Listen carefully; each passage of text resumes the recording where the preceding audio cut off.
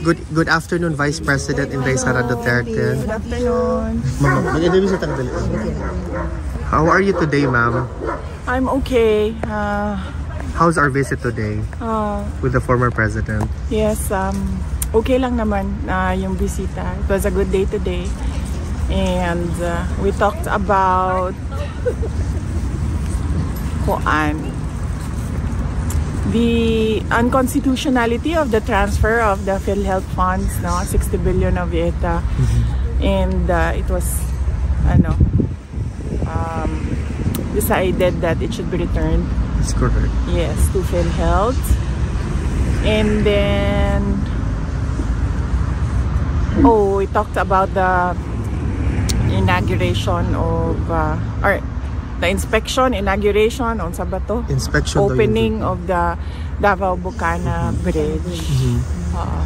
VP, what's the reaction of the former president and you yourself with respect to the unanimous decision of the Supreme Court 15-0 asking the government to return the funds to the PhilHealth Fund? Well, the Supreme Court is the final arbiter of legal cases in our country, and if they say that it is unconstitutional, then it is, and then it should be returned. Rightly so, because dapat ang pera ng PhilHealth ay binabalik or nire-reinvest balik sa health programs ng ating bansa. VP Inday, earlier we talked about the Bucana Bridge, and you made mention that you're going to refer the situation with the former president. Ano po yung decision ni former president? Nag-ano lang ako kanina kung pwede ko ba i-kwento yung backstory ng Bucana Bridge, and then he said na okay lang naman. So ang nangyari dyan ay ang Bucana Bridge is kaparte ng buong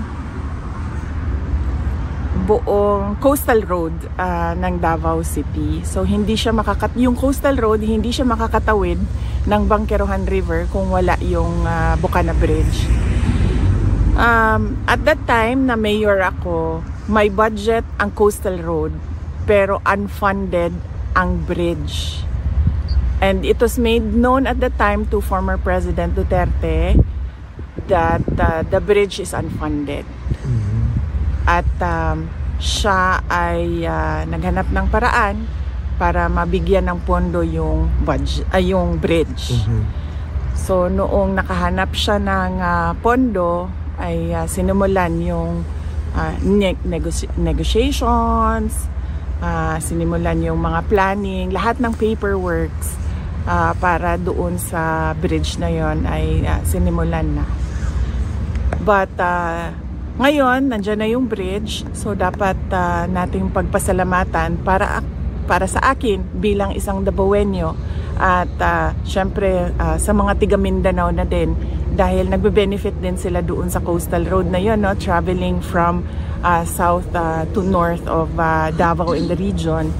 Nagpapasalamat kami kay dating Pangulong Rodrigo Duterte dahil hindi siya tumigil sa paghahanap ng pondo para doon sa tulay. At syempre nagpapasalamat tayo sa People's Republic of China dahil buong-buo nila binigay yung entire cost ng tulay na iyon. So walang gastos ang City Government of Davao, walang gastos ang Pilipinas para tayo magkaroon ng bridge na yon. At napakahalaga ng bridge na yon dahil hindi mag-connect ang south to north kung wala yung bridge. What is your reaction, VP, with the statement of President Bongbong Marcos saying that this is one of the 4 legacy projects under his administration so far? Basta sa akin, yun na lang. Bilang Davaoenyo at bilang Mindanaon, nagpapasalamat ako kay dating Pangulong Rodrigo Duterte dahil ang totoo talaga niyan, alam niya at the time yung problema ko bilang mayor. Now, may coastal road, may budget ang coastal road, pero wala kaming budget para sa tulay. At and yes, as I said, yung source of fund ang People's Republic of China. Sila yung pinagpapasalamatan ko. VP Inday, on a different matter, today the determination of the medical records with respect to the competency of the former president will be submitted. Was the submission done already or? Wala akong, hindi ko alam no kung nasubmit na ba yung medical records. Ang pinaka siguro tamang tao na sumagot kung ano yung nangyayari sa kaso ay si Attorney Nicholas Kaufman. VP, is there something that the former president wishes to relay, or perhaps you want to relay to the Filipino people now na malapit na po ang Pasko? Oh, malungkot ang Pasko natin dahil hindi natin gusto ang mga nangyayari sa ating bansa, lalong-lalo na yung mga iskandalo sa korupsyon at yung pag-aabuso sa posisyon at mga opisina ng gobyerno. Pero kailangan natin maging matatag. As Filipinos, we are known to be resilient. Kaya kailangan natin itawid itong Pasko na ito na merong pag-asa sa ating mga puso. At syempre ipagdasal natin yon na mas maganda ang ating taong 2026 sa kung ano man yung dinaanan natin ngayong 2025. Thank you, VP. May question bang iba? Ma'am, pwede, may mga bali-balita po kasi na yung ibang media po is pinalalabas po nila na overpriced daw po yung nabili ng OBP na CCTV. Wala pong findings na ganun ang Commission on Audit.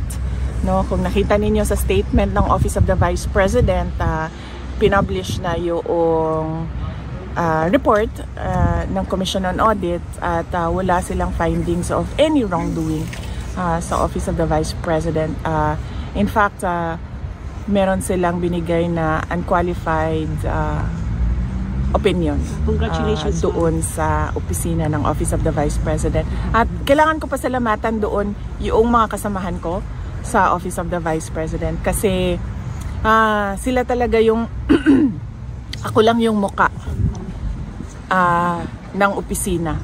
Pero lahat ng paperworks, lahat ng trabaho sa mga utos ko, lahat ng legwork, trabaho yan ng mga personnel ng Office of the Vice President. Kaya papasalamat ako sa kanila dahil nakuha nila yung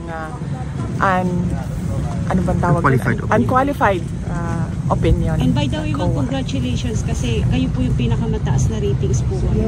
Trust rating.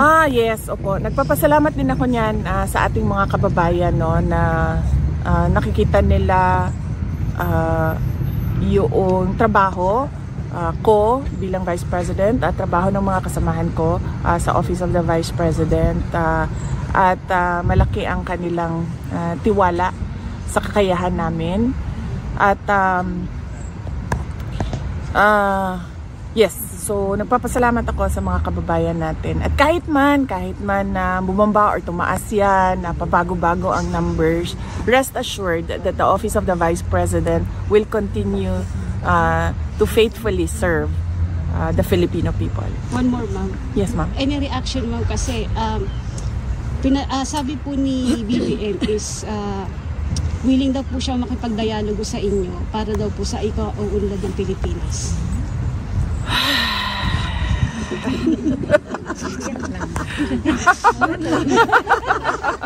Mura to. Okay. May iba pa bang question, guys? Sige, go ahead. Ma'am, ano pong masasabi niyo kay Sandro Marcos na siya itinagong ng pork barricade? Well, wala akong wala pa sa akin yung mga dokumento, ma'am, no? At hindi ko pa na-review yung mga dokumento. So, hindi muna ako mag-comment sa ganyan. Pero ang pwede ko pong i-comment ay madami talagang mga insertions ang iba't ibang mga congressman. Kasama na si Congressman Sandro Marcos.